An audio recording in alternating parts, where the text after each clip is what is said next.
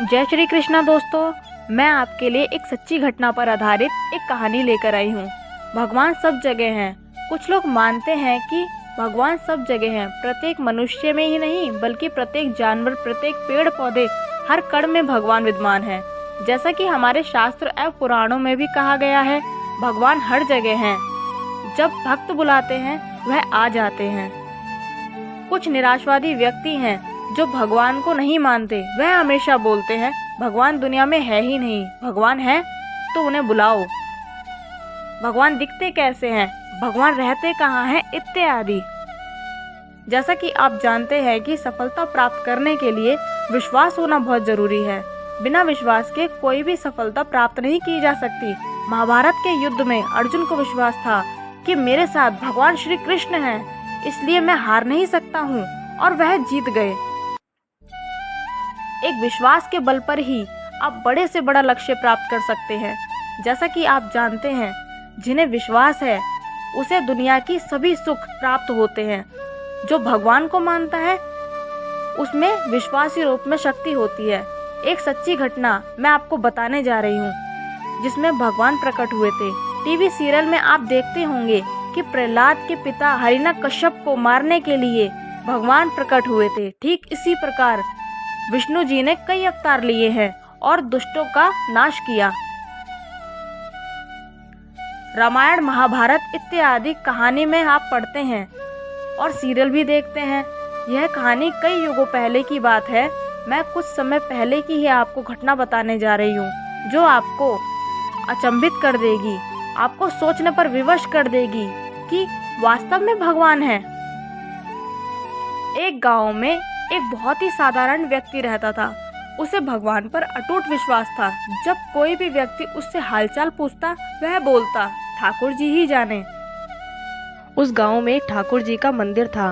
उन्हें उन पर पूरा विश्वास था। उस व्यक्ति के 2 पुत्र और 1 पुत्री थी। जब पुत्री की शादी की तो उस साधारण व्यक्ति ने साहूकार से कर्ज लिया। कुछ समय बाद दोनों पुत्र ने पिता को बोला, यह लीजिए पिताजी पैसे, और साहूकार को देकर कर्ज से मुक्त हो जाओ। उस व्यक्ति ने जाकर साहूकार से कहा, यह लीजिए साहूकार जी, आपका मूलधन और ब्याज, और मुझे अपने कर्ज से मुक्त कर दीजिए। साहूकार ने एक पेज पर लिख दिया था कि आपका पूरा कर्ज ब्याज सहित प्राप्त हुआ, आप कर्ज से मुक्त हैं। साहूकार ने उस व्यक्ति से पूछा, इस पेज पे क्या लिखा हुआ है? उस व्यक्ति ने कहा, मैं तो अनपढ़ हूँ, जो लिखा है वह ठाकुर जी ही जाने। साहूकार समझ गया कि यह व्यक्ति बहुत सीधा है। इसके मन में लोभ आ गया। साहूकार ने उस व्यक्ति से कहा, अंदर जाकर एक गिलास पानी लेकर आओ। इस बीच में साहूकार ने उस पर्ची को हटाकर एक पर्ची लिख दिया कि अभी मेरा कर्ज बाकी है। अंदर से व्यक्ति आया और पर्ची लेकर चला गया। कुछ दिन बाद साहूकार पैसे मांगने वापस पहुंचा। उस व्यक्ति ने कहा कि यह क्या बात हुई? उस व्यक्ति ने कहा कि यह बात गलत है। मैंने तो आपके पैसे दे दिए हैं। मामला कोर्ट पर चल गया।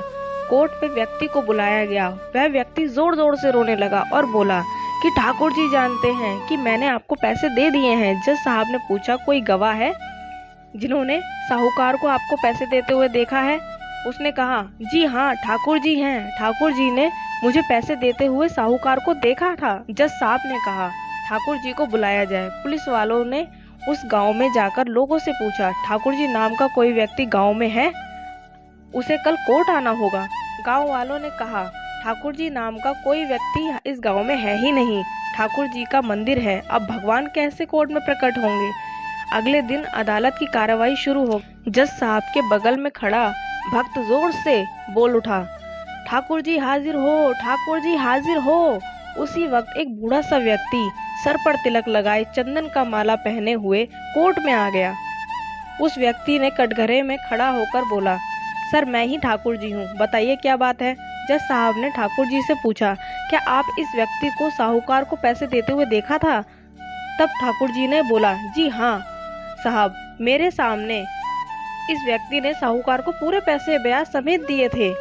आप साहूकार को यहाँ पर रोकिए और किसी व्यक्ति को साहूकार के घर भेजिए। साहूकार के घर में अलमारी नंबर 3 में एक फाइल है। उस फाइल में 22 पेज पे एक पर्ची है। उस पर्ची में लिखा हुआ है कि व्यक्ति ने ब्याज समेत पैसा दे दिया है। वह व्यक्ति इतना बोलकर चला गया। कुछ देर बाद सिपाही वापस आया और जज साहब को एक पर्ची दी।